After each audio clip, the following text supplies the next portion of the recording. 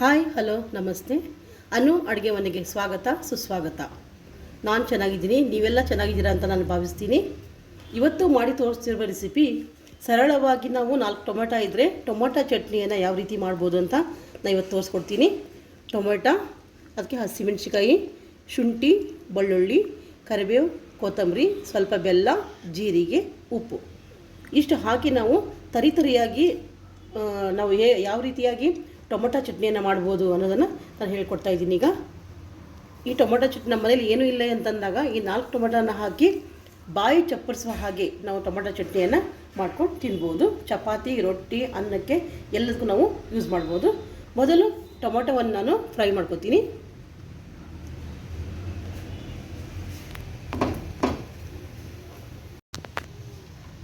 ಸ್ವಲ್ಪ ಎಣ್ಣೆ ಹಾಕಿ ನಾನು ಫ್ರೈ ಮಾಡ್ತೀನಿ ಟೊಮೊಟೊನ.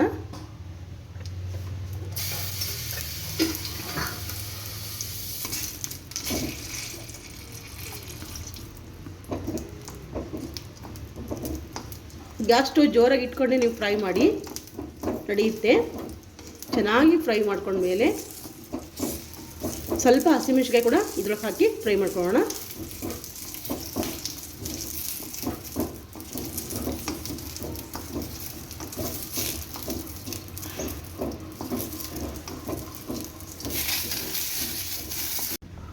ಈ ರೀತಿಯಾಗಿ ಟೊಮೊಟೊ ಫ್ರೈ ಮಾಡ್ಕೊಂಡಿದ್ದೀನಿ. ಹಸಿಮೆಣಸಿಕಾಯಿ ಕೂಡ ಸ್ವಲ್ಪ ಫ್ರೈ ಮಾಡ್ಕೊಂಡಿದ್ದೀನಿ. ಈಗ ಇದನ್ನು ನಾನು ಸ್ವಲ್ಪ ಚಿಕ್ಕದಾಗಿ ಕಟ್ ಮಾಡ್ಕೊತೀನಿ. ಬಿಸಿ ಇದೆ.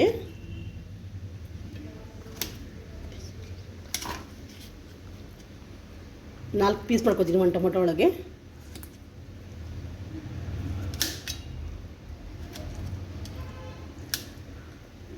ಇದು ಮಾಡಿಕೊಂಡು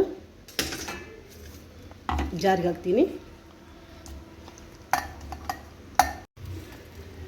ಇಷ್ಟು ಜಾರಿಗೆ ಹಾಕೋತೀನಿ.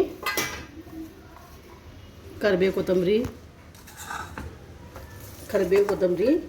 ಬೆಳ್ಳುಳ್ಳಿ, ಶುಂಠಿ, ಬೆಳ್ಳುಳ್ಳಿ, ಜೀರಿಗೆ, ಬೆಲ್ಲ. ಸ್ವಲ್ಪ ಹುಳಿ ಬೇಕನ್ನೋರು ಹುಣಸೆಹಣ್ಣು ಕೂಡ ಸ್ವಲ್ಪ ಹಾಕೋತಾರೆ. ಟೊಮೊಟೊ ಸ್ವಲ್ಪ ಹುಳಿ ಇರುತ್ತಲ್ಲ, ಹಾಗಾಗಿ ನಾನು ಏನು ಹಾಕೋದಿಲ್ಲ. ಇದಕ್ಕೆ ಎಷ್ಟು ಬೇಕು ರುಚಿಗೆ ಉಪ್ಪು.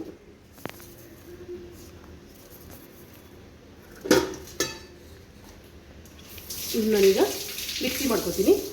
ಅದನ್ನ ನುಣ್ಣಗೆ ಮಾಡ್ಕೊಳ್ಳೋಣ. ನಾನು ಈ ಚಟ್ನಿನ ತರಿಯಾಗಿ ಮಾಡ್ತೀನಿ. ತರಿಯಾಗಾದರೆ ರೊಟ್ಟಿಗೆ ಚಪಾತಿಗೆ ತಿನ್ನೋಕ್ಕೆ ಚೆನ್ನಾಗುತ್ತೆ. ಹಾಗಾಗಿ ತರಿಯಾಗಿ ಮಾಡ್ಕೊತೀನಿ.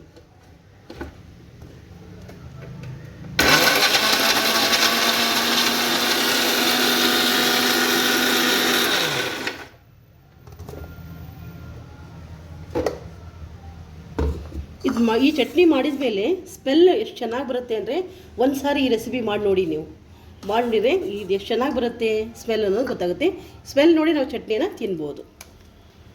ಈ ರೀತಿಯಾಗಿ 4 ಟೊಮೊಟೊ ಇದ್ವು ಅಂತಂದರೆ ಅದನ್ನು ನಾವು ಬಾಯಿ ಚಪ್ಪರಿಸುವ ಹಾಗೆ ನಾವೇನು ಮಾಡ್ಬೋದು ಅಂದರೆ ಚಟ್ನಿಯನ್ನು ಮಾಡ್ಕೊಂಡು ತಿನ್ಬೋದು. ಈ ರೆಸಿಪಿ ನೀವು ಒಂದು ಸಾರಿ ಮನೇಲಿ ಮಾಡಿ ನೋಡಿ. ರೊಟ್ಟಿ, ಚಪಾತಿ, ಅನ್ನಕ್ಕೆ, ಕೆಲವು ಟೈಮ್ ನಮಗೆ ದೋಸೆಗೆ ಚಟ್ನಿ ಇಲ್ಲ, ಚಟ್ನಿ ಕೂಡ ಇದು ಬರುತ್ತೆ. ಚಟ್ನಿಯಾಗಿ ನಾವು ದೋಸೆಗೆ ಕೂಡ ಯೂಸ್ ಮಾಡ್ಕೋಬೋದು. ಈ ರೀತಿಯಾಗಿ ನಾವು 4 ಟೊಮೊಟೊವನ್ನು ಸರಳವಾಗಿ ಟೊಮೊಟೊ ಚಟ್ನಿಯನ್ನು ಹೇಗೆ ಮಾಡ್ಬೋದು ಅಂತ ನಾನು ತಿಳಿಸ್ಕೊಟ್ಟಿದ್ದೀನಿ. ಈ ರೆಸಿಪಿ ನೀವು ಕೂಡ ಮನೆಯಲ್ಲಿ ಮಾಡಿರಿ. ನಿಮ್ಗೆ ಇಷ್ಟ ಆಗಿತ್ತು ಅಂತಂದರೆ ಲೈಕ್ ಮಾಡಿರಿ, ಶೇರ್ ಮಾಡಿರಿ, ಸಬ್ಸ್ಕ್ರೈಬ್ ಆಗಿ ಸಪೋರ್ಟ್ ಮಾಡಿ. ಥ್ಯಾಂಕ್ಸ್.